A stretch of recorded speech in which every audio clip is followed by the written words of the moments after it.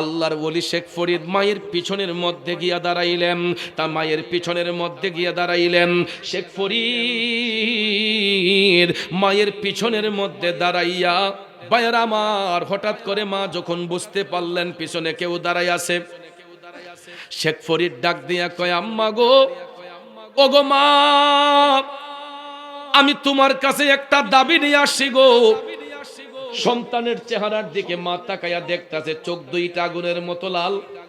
দুঃখিনী মা ডাক দিয়া কয়, শেখ ফরিদ, কিরে শেখ ফরিদ, এখনো কি তুমি ঘুমাও নাই?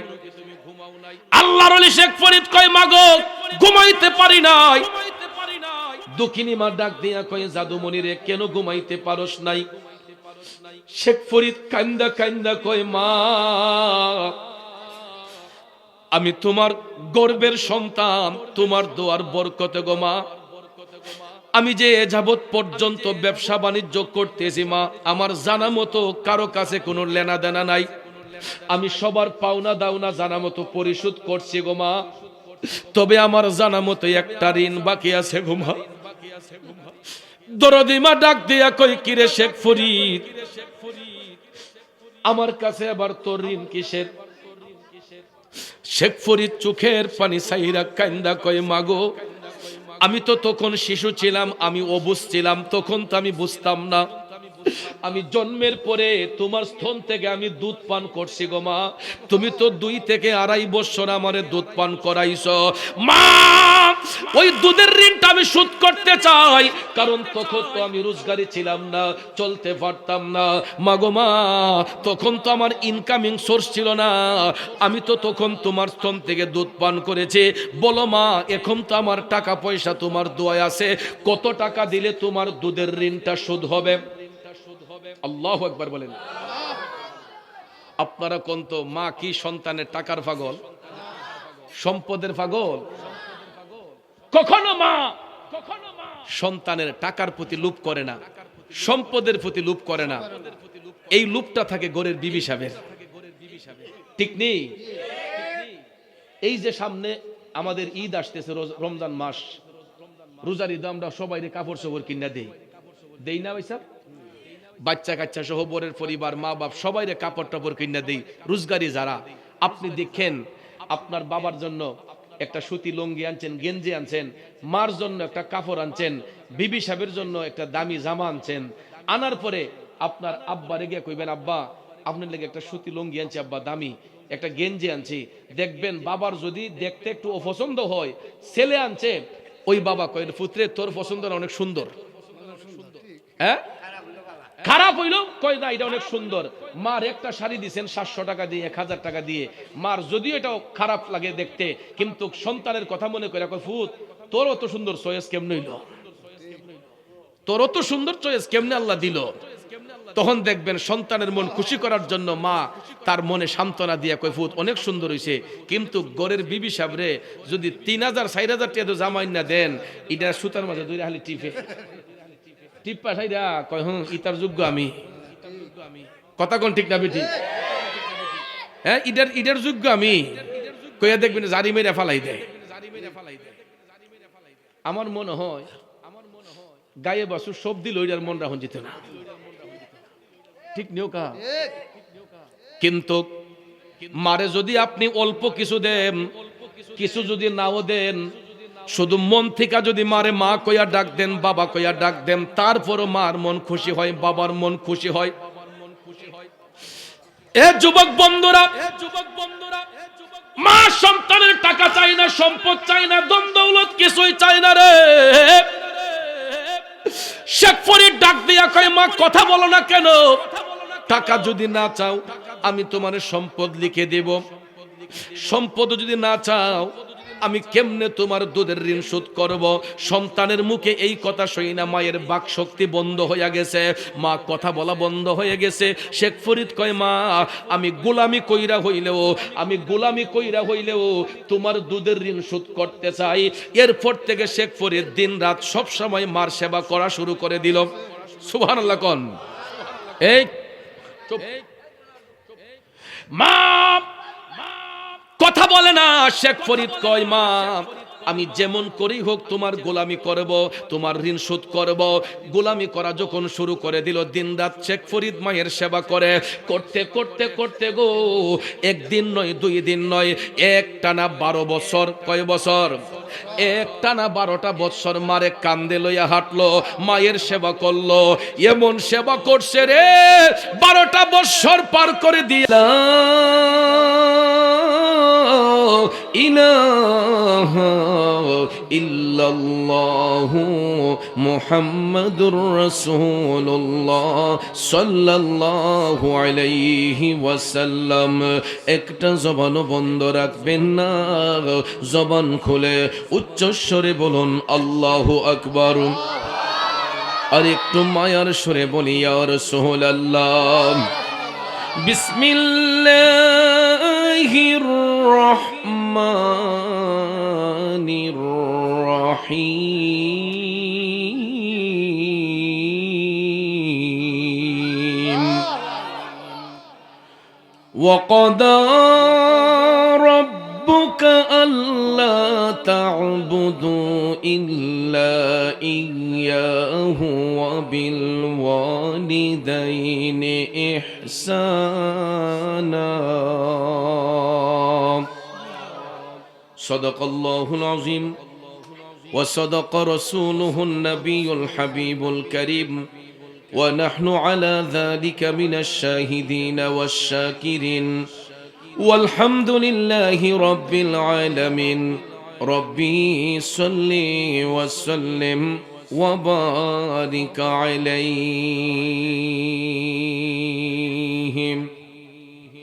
আমার মায়ের মতো আপনজন, বাবার মতো আপনজন ত্রিভুবনে নাই।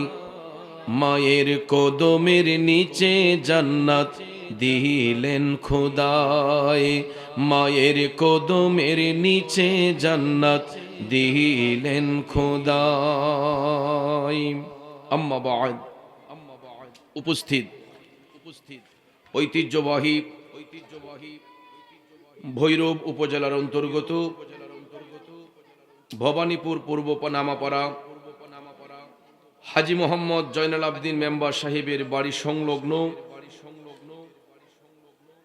প্রবাসী ভাইদের উদ্যোগে কবরবাসীর আত্মার মাগফিরাত কামনার্থে প্রতি বছর নিয়ে আয়োজিত আজকের এই 27তম বার্ষিক ইসলামী সুন্নি মহাসম্মেলন 2024 ইংরেজি সনের সম্মানিত সভাপতি হাজী মোহাম্মদ মুতালিব ভুইয়া সাহেব, আজকের সহসভাপতির মধ্যে অনেকের নাম এখানে রয়েছে। সময়ের দিক বিবেচনা করে সবার নাম উল্লেখ করতে না পারলেও সবার প্রতি আমার আন্তরিক শ্রদ্ধা ভালোবাসা রইল। আজকের প্রধান অতিথি মঞ্চপবিষ্ট শ্রীনগর ইউনিয়ন পরিষদের স্বনামধন্য ব্যক্তিত্ব, আমাদের সকলের সুপরিচিত বিশিষ্ট সমাজসেবক, বিশিষ্ট শিক্ষানুরাগী জননেতা মোহাম্মদ হারুনুর রশিদ ভুইয়া সাহেব আলোচনা করেছেন। আজকের বিশেষ অতিথি সারা বাংলার আলোড়ন সৃষ্টিকারী হযরত মাওলানা মুফতি আব্দুল ওয়াদুদ সিদ্দিকী সাহেব, হযরত মাওলানা মুহাম্মদ সানাউল্লাহ ফয়েজী সাহেব, মাহফিল পরিচালনায় মোহাম্মদ সুহেল মিয়া ভাই, জিনার মাধ্যমে আমি দাওয়াত কবুল করেছি। এই গ্রামের বিশিষ্ট ব্যক্তি আমার ভাই জনাব মোহাম্মদ ফারুক মিয়া সাহেব, আমার সামনে উপস্থিত মুরব্বী বাবারা, যুবক ভাইয়েরা, ছাত্র বাবাজিরা, পর্দানুসীন মা বোনেরা, সকলের প্রতি আবার আন্তরিক সালাম, আসসালামু আলাইকুম ওয়া রাহমাতুল্লাহি ওয়া বারাকাতুহু। রব্বুল ইজ্জতের আলিশান দরবারে লাখো কোটি শুকর গুজার করার পর প্রিয় নবী সরকার দু আলম নূরে মুজাসসম দো জাহানের সরদার নবী মুহাম্মদুর রাসূলুল্লাহ সাল্লাল্লাহু তাআলা আলাইহি ওয়াসাল্লামের শানে নাতে মুস্তাফা দুরুদে মুস্তাফা সাল্লাল্লাহু আলাইহি ওয়াসাল্লাম পরিবেশন করে আপনাদের খেদমতে মহাগ্রন্থ আল কোরআনুল কারীমের 15 নম্বর পারা সূরা বনী ইসরাইল থেকে ছোট্ট একখানা আয়াতে পাক তেলাওয়াত করেছি। বাবাজিরা আমার, আয়াতে পাক যদিও ছোট্ট হয়ে থাকে, এর অর্থ ব্যাপক। সারা রাত যদি এই আয়াতে পাকের তাফসির নিয়ে আলোচনা করি, করে শেষ করা যাবে না। তারপরও চেষ্টা করব সংক্ষিপ্ত আকারে কিছু কথা বলে। মিলাদ শরীফ একটু জিকির হবে, পরিশেষে মোনাজাতের মাধ্যমে আমরা আপন আপন বাড়িতে যাব। আল্লাহ পাক যেন তাবারুক গ্রহণ করে আমাদের সকলকে আপন আপন বাড়িতে যাওয়ার তৌফিক দান করেন। আমরা সকলে বলি আমিন। বাবাজিরা আমার, আপনারা বলুন তো, সমস্ত কিছুর মালিককে? সেই মহান মালিকের সঙ্গে কারো কোনো অংশীদারিত্ব আছে? তিনি ওয়াহদাহু লা শারীক, তিনি এক ও দ্বিতীয়, তার কোনো শরীক আছে? আল্লাহ রাব্বুল আলামিনের সঙ্গে যেমন কোনো অংশীদারিত্ব নাই, আমার আল্লাহ পৃথিবীতে এমন দুইজন ব্যক্তিকে সম্মানিত করেছেন সম্পর্কে, একজন আমাদের বাবা, একজন আমাদের মা হন। এই মা বাবার সঙ্গে পৃথিবীতে অন্য কারো কোনো তুলনা নাই। আল্লাহর সাথে যেমন কোনো অংশীদারিত্ব নাই, একটা সন্তানের কাছে তার মা বাবার চাইতে ঊর্ধ্ব মর্যাদার অধিকারী আর কেউ। এই জন্য বাবাজিরা আমার, গভীর মনোযোগ, লম্বাচনা কথা বলে আপনাদের মনোযোগ নষ্ট করব না। ওই মা বাবার সম্মান বৃদ্ধি করে আল্লাহ রাব্বুল আলামিন সূরা বনী ইসরাইলের চমৎকার একখানা আয়াতে কারিমা অবতীর্ণ করে বলেছেন, বিসমিল্লাহির রহমানির রহিম।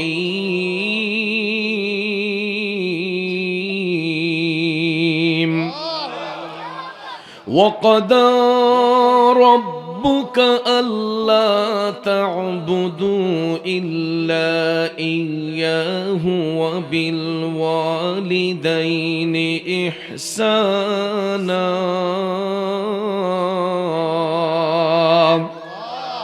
জোরে বলুন ঘোষণাটা কার? আল্লাহ রাব্বুল আলামিন ঘোষণা করেছেন। আল্লাহ রাব্বুল আলামিন বলেছেন, হে জগৎবাসীরা, হে আমার বান্দারা, সাবধান, তোমরা আল্লাহ ব্যতীত অন্য কারো ইবাদত করো না। আমার আল্লাহ আদেশ করেছেন তোমরা আল্লাহ ব্যতীত অন্য কারো ইবাদত করো না। সাথে সাথে আল্লাহ তাআলা বলেন, ওয়াবিল ওয়ালিদাইনি ইহসানা, পিতা এবং মাতার সহিত উত্তম ব্যবহার করো, ভালো ব্যবহার করো। জোরে বলুন ঘোষণা দিয়েছেন কে? আল্লাহর আদেশ মানা দরকার আছে না নাই? কথা বলেন আছে না নাই? কিন্তু লক্ষ্য করে দেখবেন, আল্লাহ আদেশ করেছেন মাতা পিতার খেদমতের জন্য, কিন্তু এই সমাজের মধ্যে দেখবেন কিছু কিছু সন্তান আছে যারা অহরহ বাবার মনে কষ্ট দেয়, অহরহ মায়ের মনে কষ্ট দেয়। এমন সন্তান পৃথিবীতে আছে না নাই? দেখেন আল্লাহ রাব্বুল আলামিন পরবর্তী আয়াতে কারিমায় এটাও বলে দিয়েছেন, يبلغن عندك الكبر أحدهما أو كلاهما فلا تقل لهما أف ولا تنحرهما وقل لهما قولا كريما। আমার যুবক বন্ধুরা, বাবাজিরা গো, আল্লাহ রাব্বুল আলামিন বলেছেন, হে সন্তানেরা, পিতামাতার দুইজনের কোনো একজন তোমাদের নিকট অসুস্থ হয়ে গেলে, তাদের কোনো একজন বা তাদের উভয়ে তোমাদের নিকট অসুস্থ হয়ে গেলে, বার্ধক্যের বয়সে চলে গেলে, আল্লাহ কই সন্তান ওই মা বাবাকে ধমক দিয়া কথা বলিও না, তাদের সঙ্গে এমন আচরণ করিও না, উফ শব্দটা পর্যন্ত তাদেরকে বলিও না, চোখ রাঙ্গায়া কখনো মা বাবার সঙ্গে কথা বলি জিনিস ধরতে পারে না, কারণ বাচ্চার গায়ে না জানি আঘাত লাগে, বাচ্চার না জানি নিমুন্না লেগে যায়, ঠান্ডা লেগে যায়। এই জন্য দেখবেন ওই মা বাচ্চাকে গর্ভে নেওয়ার পরে ঠিক মতো খায় না, ঠিক মতো ঘুমায় না। শেষ পর্যন্ত দেখা যায় মায়ের যখন প্রসব ব্যথা শুরু হয়, অনেক সময় 9 মাসের সময়, অনেক সময় 10 মাস 10 দিন যখন পার হয়, ওই মায়ের যখন প্রসব ব্যথা হয়, বাজান রে, প্রসব ব্যথা এমন একটা ব্যথা, আমার দয়াল নবী হাদিস শরীফের মধ্যে বলেছেন, পৃথিবীটা কিয়ামত হলে যেই রকম মনে হয়, একটা বাচ্চা যখন মায়ের লজ্জাস্থান দিয়া প্রসব হয়, তখন মায়ের কাছে ঠিক এই রকম মনে হয়। নরমাল ডেলিভারির মাধ্যমে যেই মা বাচ্চা প্রসব করে, ওই মাটাকে গিয়ে জিজ্ঞেস করবেন, মাগো তোমার লজ্জাস্থান দিয়ে যে বাচ্চাটা যে প্রসব করলা, মাগো ব্যথাটা কেমন হইছে? অনেক মা দেখবেন বাচ্চা প্রসবের সময় অজ্ঞান হইয়া যায়, সেন্স হারা হইয়া যায়, ঠিক না বিঠিক? আরে মায়েরও প্রসবের কালে বুক ভাইসা যায় নয়ন জলে রে, ওমা সন্তানের লইয়া কুলে ভুলে প্রসব যন্ত্রণা, দুঃখের দরদি আমার জনম দুঃখে মা, গর্ভধারিণী মা, জনম দুঃখিনী মা, দুঃখের দরদি আমার জনম দুঃখে মা। খারাপ লাগতেছে ভাইয়েরা, এ যুবক বন্ধুরা, আমার বাবাজিরা গো, ওই সন্তান প্রসবের সময় মায়ের কাছে এমন মনে হয় যেন পৃথিবীটা কিয়ামত হইয়া গেছে। এরপরেও দেখবেন যখন বাচ্চা প্রসব হওয়ার পরে মায়ের নাভি থেকে বাচ্চার নাভিটা যখন কাটা হয়, ওই বাচ্চাটাকে দেখবেন পানি দিয়া ধুইয়া, একটা টাওয়াল দিয়া মুড়াইয়া দাইমা যখন মায়ের বুকের মধ্যে নিয়ে তুইলা দেয়, মায়ের কোলে যখন তুইলা দেয়, মা যখন বাচ্চার দিকে তাকায়, মা যখন বাচ্চার চেহারার দিকে তাকায়, ওই মা তখন বলে না যে আমার ছেলে কালো হইছে, আমার ছেলে ফর্সা হইছে, আমার ছেলে শ্যামবর্ণ হইছে, আমার মেয়ে শ্যামবর্ণ হইছে, কালো হইছে। এই রকম কোন কালারের দিকে মা নজর করে না। যেই কোনো কালার হোক, নাক বুচা হোক, চোখ বাঁকা হোক, মুখটা বাঁকা হোক, মা যখন বাচ্চাটারে কোলের মধ্যে নেয়, ওই বাচ্চার চেহারার দিকে তাকানোর সাথে সাথে 10 মাস 10 দিনের প্রসব বেতার জ্বালা দুঃখিনী মা সেকেন্ডের মধ্যে ভুলে যায়, ঠিক না বেঠে? এই জন্য কবি বলেছেন, আমার মায়ের মতো আপনজন, মায়ের মতো আপনজন ত্রিভুবনে নাই, মায়ের কদমের নিচে জান্নাত দিলেন খোদায়ে, মায়ের কদমের নিচে জান্নাত দিলেন খোদায়ে। একটা জবানও বন্ধ রাখবেন না, চিৎকার মেরে বলুন আল্লাহু আকবার।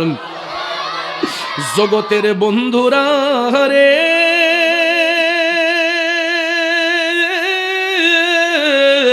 ও ভবানীপুরের বাবাজিরা গো, আমার সম্মানিত মা বোনরা যারা শুনছেন, বাচ্চা কুলে নেওয়ার সাথে সাথে 10 মাস 10 দিনের প্রসব বেতার জ্বালা সেকেন্ডের মধ্যে ভুলে যাওয়ার কারণে হাদিসে মোবারকায় আমার মদিনার কামলিওয়ালা নবী প্রথমবার মাকে সম্মানিত করেছেন। বুঝে আসছে তো?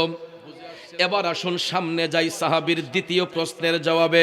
রাসূল আবারও বলেছিলেন, তোমার সবচেয়ে সৌজন্যমূলক আচরণ পাওয়ার অধিকারী মা, দ্বিতীয়বার কেন মাকে সম্মানিত করা হলো? এ নবীর প্রেমিকেরা, বাবাজিরা আমার, চিন্তা করে দেখবেন, বাচ্চাটা ভূমিষ্ঠ হওয়ার সাথে সাথে যখন ওই বাচ্চা চিৎকার করে কান্নাকাটি করে, ওই বাচ্চার কান্নাটা বন্ধের জন্য আমার আল্লাহ তাআলা দোকানের কোনো দুধ তার মুখে সঙ্গে সঙ্গে দেওয়া হয় না, গাভীর দুধটা গরম করে বাচ্চার মুখে দেওয়া হয় না। ওই বাচ্চার কান্না নিবারণের জন্য আমার আল্লাহ ওই বাচ্চার জন্য এমন একটা পুষ্টিকর খাবার, এমন একটা স্বাস্থ্যসম্মত খাবার আল্লাহ তাআলা তৈয়ার করে দেয়। বাচ্চা দুনিয়ায় ভূমিষ্ঠ হওয়ার সাথে সাথে আমার আল্লাহ ওই দুঃখিনী মায়ের 2টা স্তন খুলে দেয়। কথা কোন ঠিক কিনা?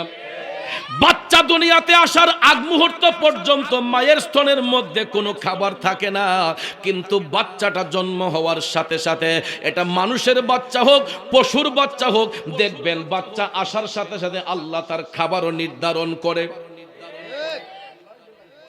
বাবাজিরা আমার, ওই কান্না বন্ধের জন্য বাচ্চার মুখে যদি দুনিয়ার গাভীর দুধটা গরম করে দেওয়া হইতো, ওই বাচ্চার ঠোঁটটা পুড়ে যাওয়ার সম্ভাবনা থাকতো।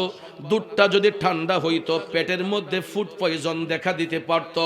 দোকানের লেট্টুজেন দুধ বলেন, যত দামি দামি দুধ বলেন, এইগুলা যদি গরম কইরা বাচ্চার মুখে দেওয়া হইতো, অনেক সময় বাচ্চার মুখ পড়ে যাওয়ার সম্ভাবনা থাকতো, পেটের মধ্যে ফুড পয়জন দেখা দিতে পারত কিনা? কিন্তু আমার আল্লাহ ভূমিষ্ঠ হওয়ার পরে বাচ্চার কান্না নিবারণের জন্য এমন একটা পুষ্টিকর খাবার মায়ের স্তনে আল্লাহ দান করছে।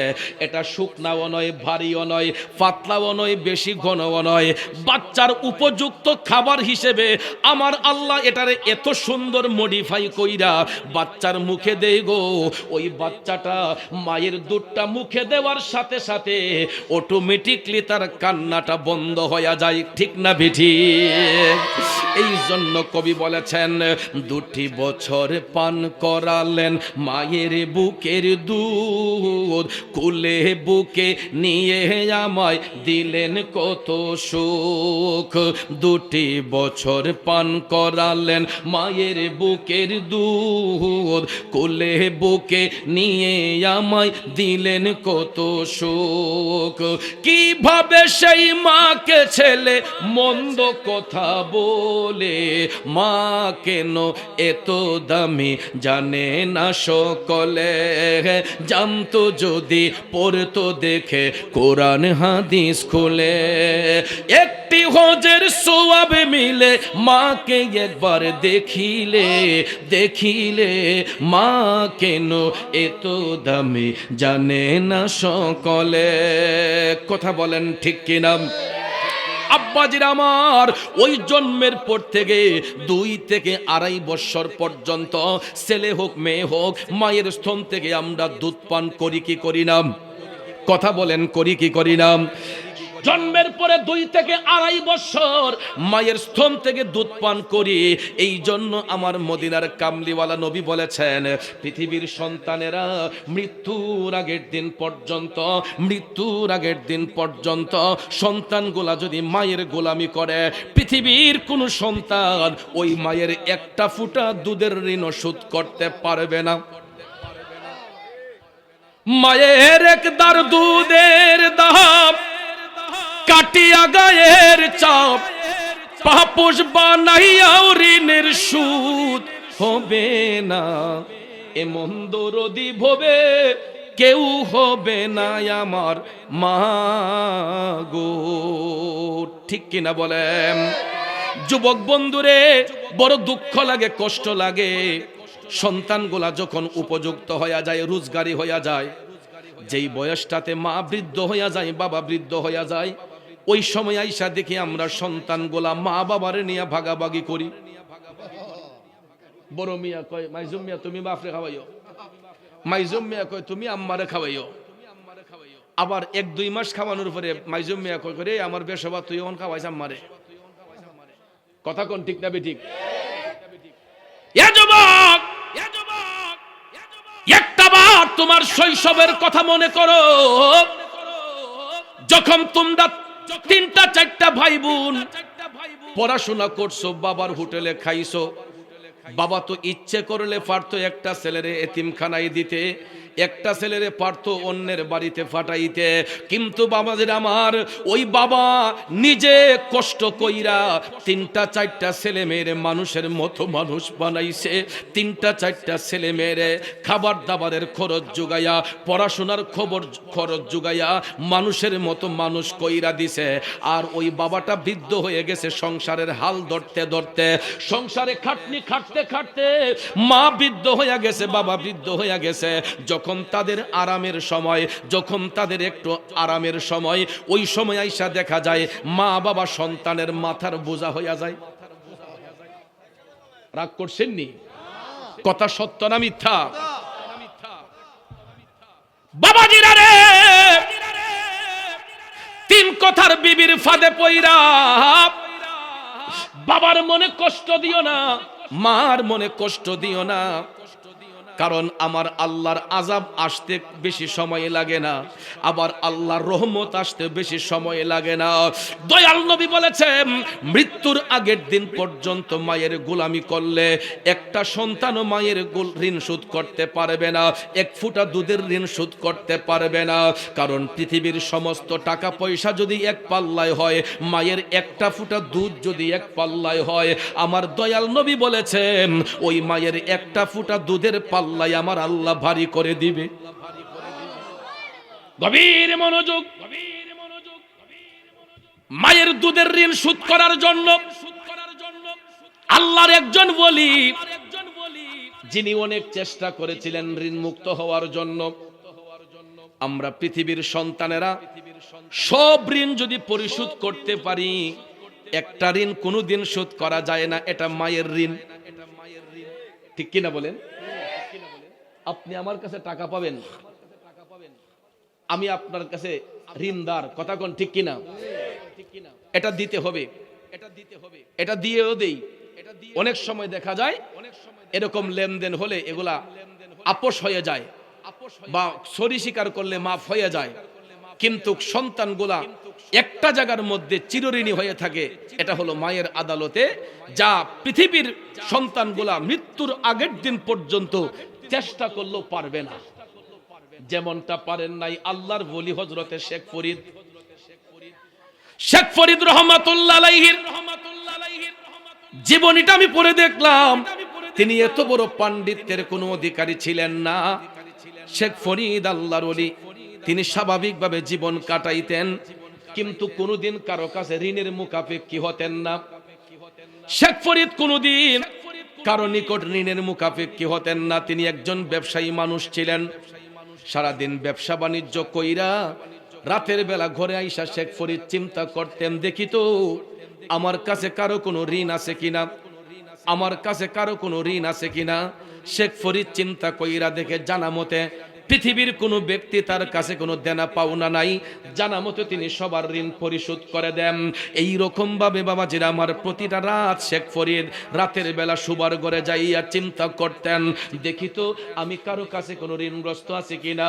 অনেক চিন্তা ভাবনা কইরা শেখ ফরিদ ব্যর্থ হইয়া যাইতেন, জানা মতো কোনো ঋণ নাই।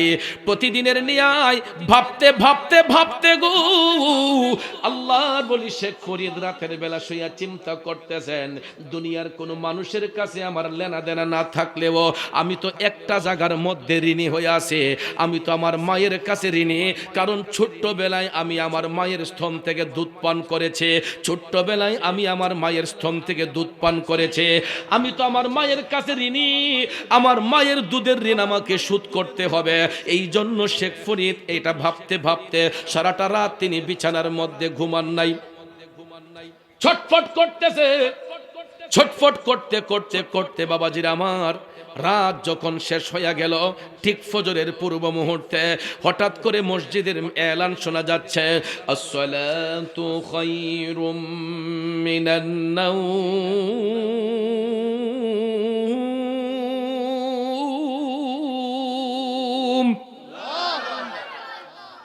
কথাটার মধ্যে মজা আছে না নাই?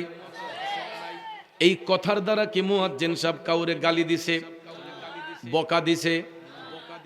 চিকন গলায় বলুক, মোটা গলায় বলুক, যেই কোনো সুরেই বলুক না কেন, মুয়াজ্জিন সাহেব ফজরের টাইমে বলে আসসালাতু খায়রুম মিনান নাওম, ঘুম থেকে নামাজ ভালো, ঘুম থেকে নামাজ ভালো। ঠিক কিনা কন? কিন্তু দুঃখ লাগে ওই জায়গায় আমাদের দেশের মধ্যে এখন কিছু কিছু মানুষ কয় না আমাদের ঘুমটাই ভালো। ঠিক নেই? আমাদের দেশের মধ্যে কিছু কিছু মানুষ বলে ঘুমটাই ভালো। কেন জানেননি বাবাজিরা আমার? আমার আল্লাহ 24 ঘন্টা দিয়েছেন দিন রাতে, 12 ঘন্টা দিন 12 ঘন্টা রাত। দিন আমার আল্লাহ দিয়েছে রিজিকের তালাশ করার জন্য, রাত আমার আল্লাহ দিয়েছে আরামের জন্য। ঠিক কিনা? দিন আল্লাহ দিয়েছে রিজিকের তালাশ করার জন্য, রাত আমার আল্লাহ দিয়েছে আরামের জন্য। কিন্তু দেখা যায় আমরা এখন দিনের বেলা ফাহাশাই কাজের মধ্যে ব্যস্ত হই, এদিক সেদিক ঘোরাফেরা করে, বাবার হোটেলের মধ্যে খাইয়া কত যুবক যুবতী দেখবেন হাতের মধ্যে এই অ্যান্ড্রয়েড মোবাইল ফোন আছে না নাই? বাবারে যে লম্বা মুনাজাত, এই মুনাজাত যে 11টার পরে শুরু হয়, এটা শেষ হইতে হইতে ফজরের আগ টাইমে। কথা কোন ঠিক না ঠিক? এই যে মুনাজাত, মোবাইল মুনাজাত, সারাটা রাত ইডারে টিপতে আছে। কথা কোন ঠিক? দুইটা আঙ্গুল একবারে সুইরা থাকা, চোখ ঠিক গর্তে ঢুইকা জায়গা, এরপরে এটা থইতো না। ঠিক না ঠিক? আর সারা রাত সজাগ থাকতে পারে। যখন মুয়াজ্জিন সাহেব বলে আসসালাতু খায়রুম মিনান নাওম, ঘুম থেকে নামাজ বলো, তখন দেখবেন এই বেটার হাতের থেকে মোবাইলটা অটোমেটিক ফিরে যাবে। তখন দেখবেন এমন একটা মজার ঘুম লাগে। ঠিক না ঠিক? ওরে কেমন করে ঘুমাও তুমি, কেমন করে ঘুমাও তুমি, ফজর করে কাজা, এমন তো হতে পারে জোহরে জানাজা, এমন তো হতে পারে জোহরে জানাজা। যুবক রে, তোমরা হয়তো ভাবতে পারো যে আমি নিজের কাঁধে বাবার লাশটা কবরে শোয়াইব। এ যুবক, এই ধারণাটা একেবারে ভুল। কারণ সন্তানের কাঁধেই শুধু পিতার লাশ বহন করা হয় না। পৃথিবীতে এমন কিছু মুহূর্ত আসে রে, অনেক সময় দেখা যায় পিতার কাঁধেও সন্তানের লাশ বহন করতে হয়। ঠিক না? শুধু সন্তানের কাঁধের মধ্যেই পিতার লাশ বহন হয় না। এমন কিছু কিছু সময় আছে, কিছু কিছু মুহূর্ত আসে, দেখা যায় পিতার কাঁধেও সন্তানের লাশ বহন করতে হয়। কাইন্দা ফানা হয়ে গেছে আব্বা, এবার গৃহস্থিতে আড়াইয়া দান্ডা বেচছে, আমার হুন্ডাটা কিনা দন লাগবে। বাপ বিদেশ গেছে, কইছে আব্বা প্রথম মাসের বেতনটা পাই আমার মোটরসাইকেল কিনা দন লাগবে। আসেনি? তারপরে আপনারা দেখবেন মোটরসাইকেলও বইল তো একজন মন্ত্রী মিনিস্টার। কথা কোন ঠিক না ঠিক? আমার মনে হয় বিমানও তো স্পিডে চলে না। আর বয়সটাও আনুমানিক 15, 16, 17 এরকম 20-এর ভিতরে, 15 থেকে 20-এর ভিতরে এই বয়সটি। বাবারে বাবারে, আমার মনে হয় পিকআপ যত কান আছে, রাস্তার মাঝে যে কতলা মুড় আছে, সামনে কোনো গাড়ি আসতেছে কিনা, পিছন থেকে কিছু আসতেছে কিনা, ইটা গোনার টাইমের আর নাই। ঠিক না ঠিক? হঠাৎ করে দেখা যায় আব্বা আম্মা আমি ভৈরব থেকে আসতেছি, ভবানীপুর থেকে নতুন মোটর সাইকেলটা নিয়ে বাবার কাছে বলছে আমি ভৈরব থেকে আসতেছি। ভৈরবের কথা বইলা দেখা যায় যাইতে যাইতে নরসিংদী চইলা গেছে। ঠিক নিও? আসার সময় দেখা যায় এমন কিছু মুহূর্ত আছে রে বাজান, গাড়ি তো শুধু একটা চলে না, শত শত গাড়ি রোডের মধ্যে চলাফেরা করে। ঠিক নিও? কিছু কিছু ডিস্ট্রিক্ট গাড়ি আছে, এগুলা দেখবেন আইনা ফাললে উপরে তুলে দেয়। ঠিক না ঠিক? কিছু কিছু বড় বড় বাস আছে, আমরা যে প্রাইভেট কার চালাই মাঝে মাঝে এই প্লাস্টিক, আমরা বলি প্লাস্টিক, অথচ এই প্লাস্টিকের ভিতরে যে 2-4টা মানুষ আছে, এটা গনার টাইম হেরার নাই। এই জন্য আমি প্রায় সময় ওয়াজ মাহফিলও বলি বড় গাড়ির চালক ভাইদেরকে যে আমরা ছোটরাও একটু হিসাব টিসাব কইরেন। আর মোটর সাইকেলও যারা চলে এরাও মনে করে যে আমি একলাই শিখিয়েছে, আমার তো মনে মনে আমি প্রধানমন্ত্রী হই।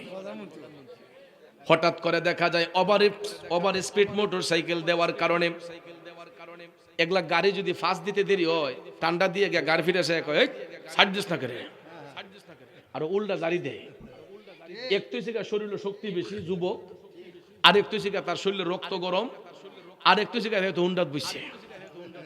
ঠিক না ঠিক? হঠাৎ করে দেখা যায়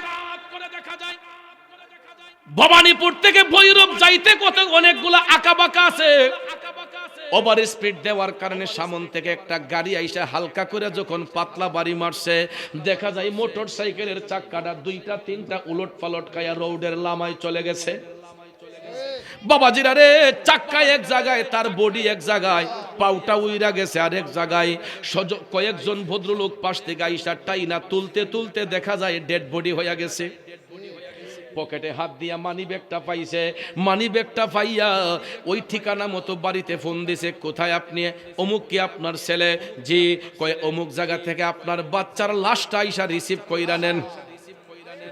দইরা দেখবেন বাবা পাগলের মতো যায়, লাশের কাছে গিয়া বইসা মাথায় থাপাইয়া কয় আয় হায় রে, কি করলাম রে, মোটর সাইকেল তো কিন্না দিলাম না, এটা জম কিন্না দিছি, ওইটা কাল দি কিন্না দিছি।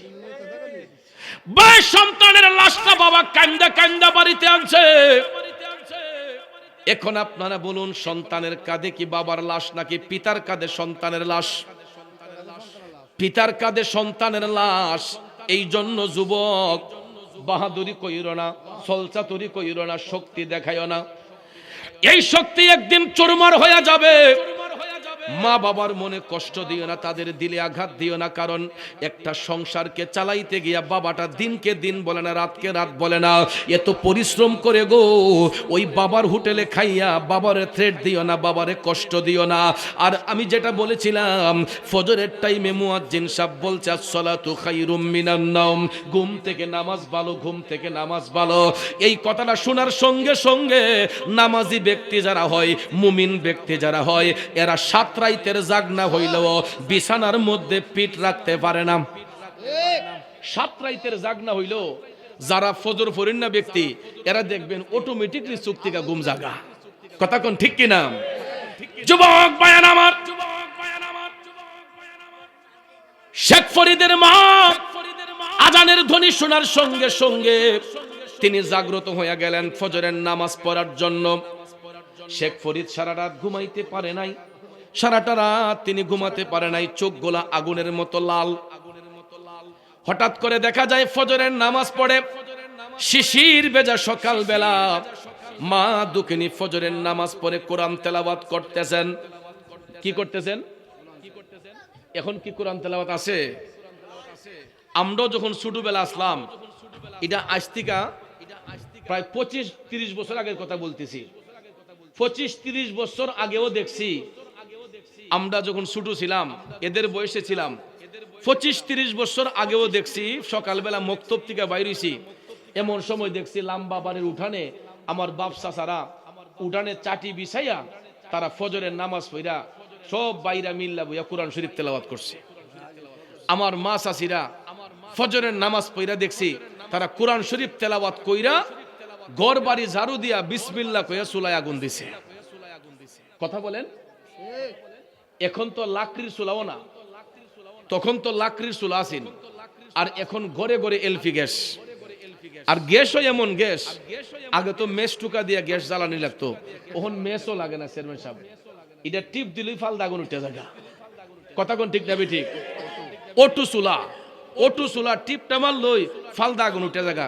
কে রাত দোয়া, কের ফাও দোয়া, চোখ কষলাইয়া সারা রাত টেলিভিশন দেখা, মোবাইল টোবাইল টিপা 9টা-10টা বাজে, এমন সময় চোখ কষলে গিয়ে আগে টিপ মারছে। এখন খাবার খাইয়া বাইসাবে কইতা কিতা রানছে কুস্তা মজা না, শ্বশুরে কইতাছি যে কিতা রানছে কুস্তা মজা না। মজার কাম করছি না আমরা, মজার কাম করলে না মজা লাগতো। খাবারের একটা তরতিব আছে মিয়া, কথা কোন ঠিক কিনা? খাবার খালি মহিলারা রানলেই হইতো না, ওই মহিলা দেখতে হবে তার আমলি কিনা, নামাজি কিনা, তার মধ্যে পবিত্রতা আছে কিনা। কারণ রান্নার মধ্যে, রান্না ও খাবারটা এটা আল্লাহর নিয়ামত। আর তুহুরু শাত্রুল ইমান, পবিত্রতা হইছে ইমানের অঙ্গ। চুলায় যাওয়ার আগেও উজু করে যাইতে হবে। তাইলে একটা পবিত্র অবস্থায় একজন মা বোন যখন চুলার মধ্যে রান্না করবে বিসমিল্লাহ শহীদ, দেখবেন এটা শুটকির ভর্তা হইলো, এটা খাইতে অমৃত লাগবে। কথা কোন ঠিক কিনা? এই জন্য ভাইয়ার আমার, বেনামাজির হাতের খাবার মজা থাকে না, বেনামাজির হাতের কোনো জিনিসের মধ্যে বরকত থাকে না, বেনামাজির ঘরের মধ্যে আল্লাহর রহমত থাকে না। এই জন্য যুবক ভাইয়ারা শুনো রে, আল্লাহর ওলি শেখ ফরিদের মা তিনি ফজরের নামাজ পড়লেন। ফজরের নামাজ পড়া মা দুঃখিনী কোরআন শরীফ তেলাওয়াত করতেছে। এমন সময় দেখা যায় আল্লাহর ওলি শেখ ফরিদ মায়ের পিছনের মধ্যে গিয়া দাঁড়াইলেন। তা মায়ের পিছনের মধ্যে গিয়া দাঁড়াইলেন শেখ ফরিদ, মায়ের পিছনের মধ্যে দাঁড়াইয়া ভাইয়েরা আমার, হঠাৎ করে মা যখন বুঝতে পারলেন পিছনে কেউ দাঁড়াই আছে, শেখ ফরিদ ডাক দিয়া কয়, আম্মা গো, ওগো মা, আমি তোমার কাছে একটা দাবি নিয়ে আসছি গো।